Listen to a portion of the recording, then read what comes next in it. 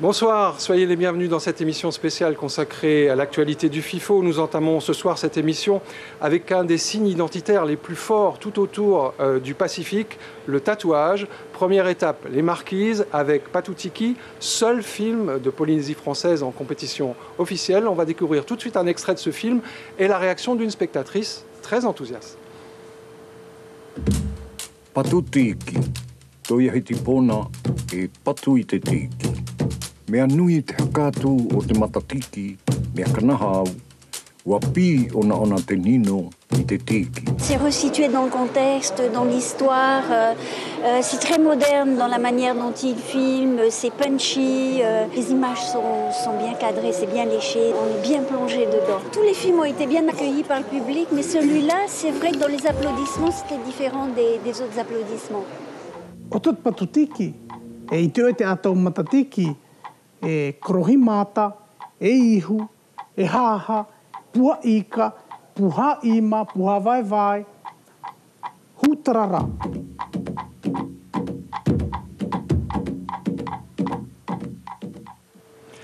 Les deux réalisateurs de ce film sont avec nous ce soir.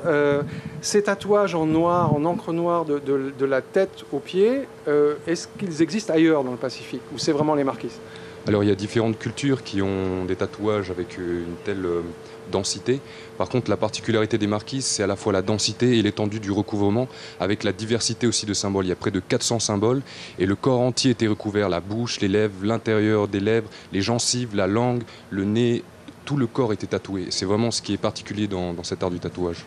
Alors, cette forme de tatouage a failli disparaître. D'ailleurs, les Marquisiens ont failli disparaître. Ils n'étaient plus que 2000 à un certain moment. Comment ils ont préservé, malgré l'interdiction, parce que c'était illégal de se faire tatouer, comment ont-ils maintenu cette culture et comment ont-ils retrouvé tous ces signes? Eh bien, on a l'exemple de Moe Ava, qui est un sculpteur tatoué et qui sentait que la pratique allait disparaître. Et pour préserver ces symboles, il les a sculptés sur le bois et en prenant exemple sur les motifs qu'il avait sur lui. Donc on voit bien que cette idée de transmission a été présente très tôt chez les Marquisiens et ce qui fait qu'aujourd'hui ces symboles on les retrouve encore, ils ont traversé les siècles et à un moment critique de l'histoire des Marquises, certains personnages ont eu cette idée géniale de les marquer sur un autre support que la peau.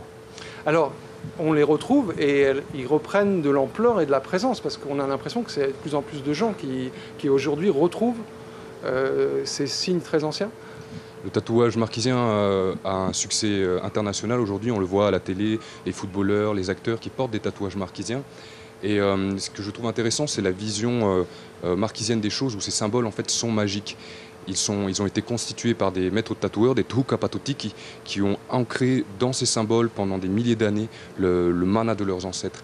Et du coup, en fait, le succès qu'on voit de ces symboles est le produit de cette magie que ces maîtres tatoueurs ont ancré dans ces symboles. Le film respire la fierté des Marquisiens. Vraiment, on sent qu'ils sont, voilà, ils sont heureux d'envoyer ça au monde. La fierté et aussi ils sont heureux, quoi. C'est-à-dire que il était important de faire attention de ne pas tomber dans le pathos quand on parle de dépopulation, de perdition.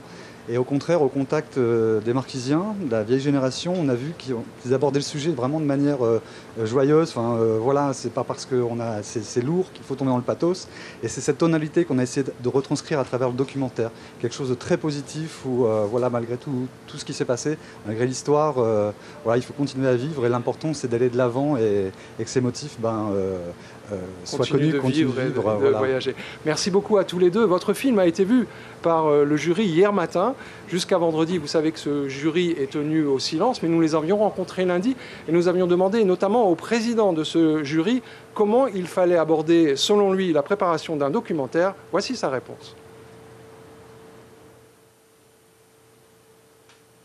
Quand on arrive pour interviewer des témoins, on est déjà avec nos idées préconçues.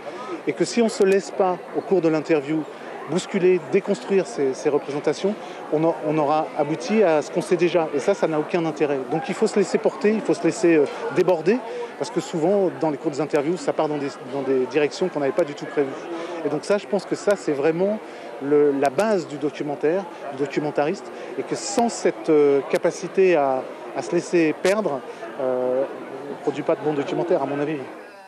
Le président accepté, le jury est composé de personnalités originaires du Pacifique et la Polynésienne Tiare Trompette a bien l'intention de faire clairement entendre sa voix. La première chose qu'il faut faire, c'est être honnête, ou être sincère sur la manière dont on a ressenti le documentaire. La deuxième chose, je pense qu'on a chacun nos expériences et qu'on a chacun notre façon de voir. Et la vision peut rejoindre celle de mes collègues. Ou, si on est en contradiction, il faut être armé et bien argumenter justement son opinion. Le tatouage toujours, mais au féminin cette fois, au Samoa. Vous allez voir de quoi il s'agit. C'est le début assez onirique de ce documentaire. Nous en parlons avec sa réalisatrice juste après.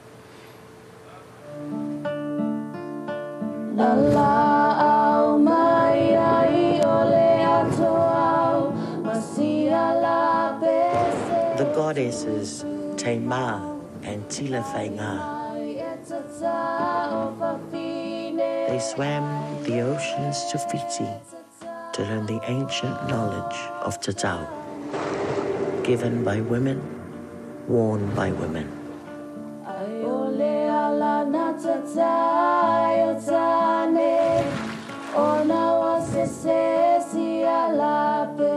On their journey back to Samoa, they emerged seasick and confused. And their story got reversed. Alors, ce malou, comme on l'appelle au Samoa, ces tatouages qui sont sur le haut de la cuisse, en fait, qui a droit? Est-ce que toutes les femmes ont droit de se tatouer? C'est un tatouage qu'il faut gagner. Il faut gagner le droit de le porter. C'est une raison très différente de prendre un tatouage. Pas forcément une raison personnelle, mais une raison collective. Par exemple, dans ma famille, j'ai les marques de mon arrière-arrière-grand-mère une fois que j'avais prouvé que j'avais le droit de les porter. On ne peut pas se faire tatouer comme ça. Il faut en gagner le droit au sein de votre famille et de votre structure sociale. Et alors, est-ce que ces tatouages qui sont sur le haut de la cuisse, principalement, est-ce qu'ils sont visibles? Ou ils sont destinés à être cachés, quelque part? Ou à moitié cachés? C'est à certaines occasions particulières. Lors de fêtes, dans le monde d'aujourd'hui, on porte des vêtements et on l'aperçoit dessous. Mais on révèle l'intégralité du malou lors des occasions particulières, les mariages, les fêtes, et à un événement. Si on montre le malou, ça veut dire que c'est le sommet de la situation. Si une femme montre son malou pendant qu'elle danse, par exemple, c'est très dramatique, c'est spectaculaire. On a vu tout à l'heure qu'aux Marquises, les tatouages ont failli disparaître. Est-ce qu'ils ont failli disparaître aussi au Samoa? Ou c'est une histoire différente?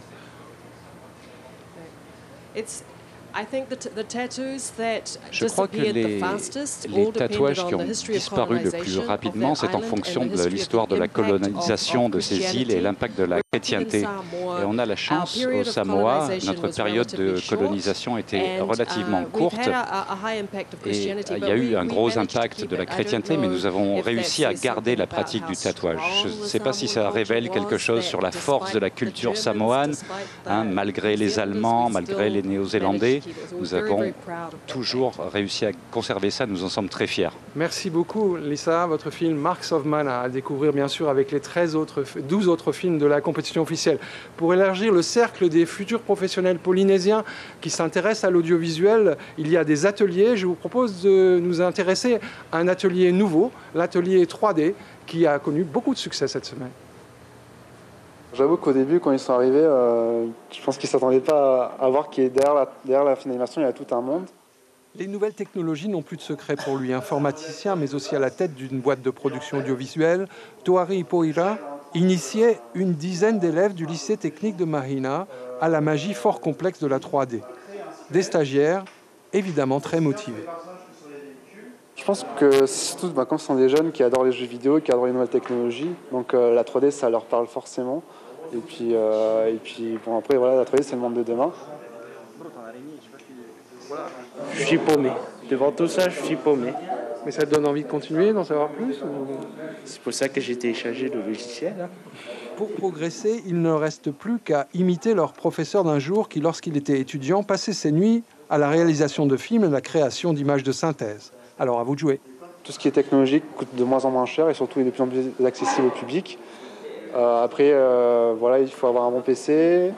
Pour les connaissances, il y a une super école qui s'appelle Internet. Enfin, moi, j'ai tout appris sur YouTube et les autres sites. Et puis voilà. Tout le monde connaît Jean-Marie Djibaou, assassiné un an après les accords de Matignon.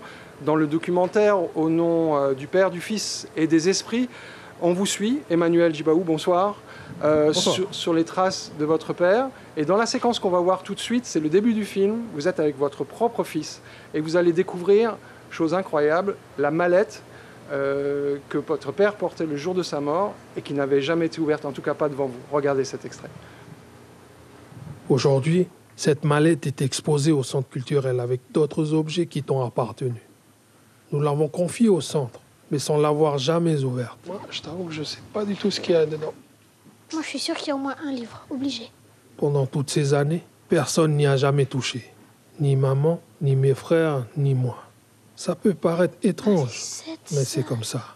Cette mallette est restée fermée depuis le jour de ta mort. Bonjour, Télo. Alors voilà, pour connaître le contenu, il faudra évidemment aller voir le film, ce qui est un film très touchant. Est-ce que vous avez des réticences à revenir sur ce passé douloureux, même s'il commence à dater, parce que vous avez quand même perdu votre père, vous étiez un adolescent? Des réticences personnellement? Oui, est-ce que des réticences de replonger pendant des mois dans cette histoire Je crois que ma plus grande crainte, c'était d'abord la mallette. Mais j'ai pas accepté de participer au film parce que ça me permettait de répondre aux questions que mes enfants me posent. Et puis, ça s'est passé, le projet il est arrivé il y a près de 3 ans avant, enfin, qu'il sorte l'année dernière. Et je voulais qu'il sorte avant le référendum, avant la consultation référendaire. Alors, votre famille, dès qu'un officiel va en Nouvelle-Calédonie, ils vont voir votre mère, ils vont vous voir. Pourtant, vous avez un rôle qui n'est pas politique, mais qui a l'air d'être un peu en second plan. Vous faites autre chose pour la société calédonienne? Oui, moi, j'estime que la politique, c'est un chemin qui appartient à des gens qui veulent avoir des vocations et puis qui se lancent dans ce projet-là. Moi, je pense que la place que j'occupe au Centre culturel Djibaou, elle me permet justement d'aborder des questions sur le fond, sans pour autant être connoté. Et je pense qu'avant de s'engager sur un projet politique, c'est d'abord important de comprendre ce qui fait qu'on est ensemble. Et d'où est-ce que viennent de quoi sont constituées nos identités et ce vers quoi on veut tendre. Après, ça se matérialise en projet politique par la suite.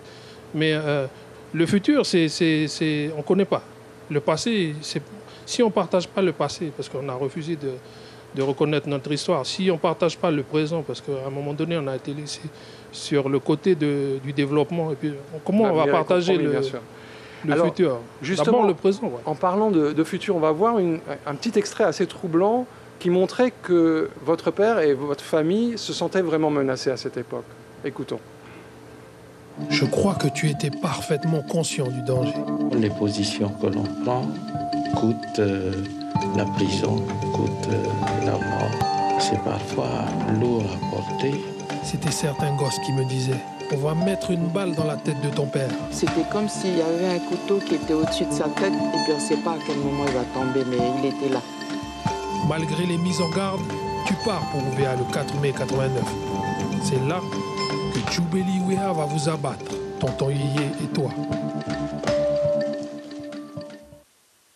Aujourd'hui, avec le recul, il y a comme une fatalité. Est-ce que c'était vraiment si clair pour vous, à ce moment-là, brièvement? Est-ce que par exemple, votre père sentait vraiment qu'il y avait un danger imminent et total? Je pense que le danger, il a toujours existé à partir du moment où on remet en cause un état de fait qui était la situation dans laquelle on était placé. Après, le fait qu'il soit assassiné par un Kanak, c'est aussi comprendre que notre société, c'est pas une société qui est lisse. Et c'est illusoire de penser que tout le monde est d'accord au même moment. Et donc c'est aussi la menace, elle était autant de la part de l'État français. Il y a des choses dedans, par exemple, qu'on a appris où il y a eu des tentatives d'empoisonnement à l'ONU. Et puis, Paul Néautine, tout ça, sont venus le récupérer alors qu'il était déjà inconscient. Mais il y a des tentatives aussi de la part des familles européennes qui essayaient de l'abattre. Des grenades à la maison. Enfin, je raconte une partie de ces épisodes-là. Justement, donc le film raconte tout ce contexte, l'histoire aussi personnelle de votre famille. Merci beaucoup, Emmanuel Jubal, de nous avoir rejoints ce soir. Superbe film à découvrir, absolument. Alors demain jeudi, il y aura des rencontres, je fais vite un bref rappel du programme, des rencontres avec des réalisateurs, le fameux pitch dating l'après-midi et dès 8 h du matin, plein de films à voir. Dans cette émission demain soir, nous parlerons du genre sexuel, ces femmes, parce qu'il faut les appeler comme ça, qu'on appelle en Polynésie les rérés. Excellente soirée à vous et à demain.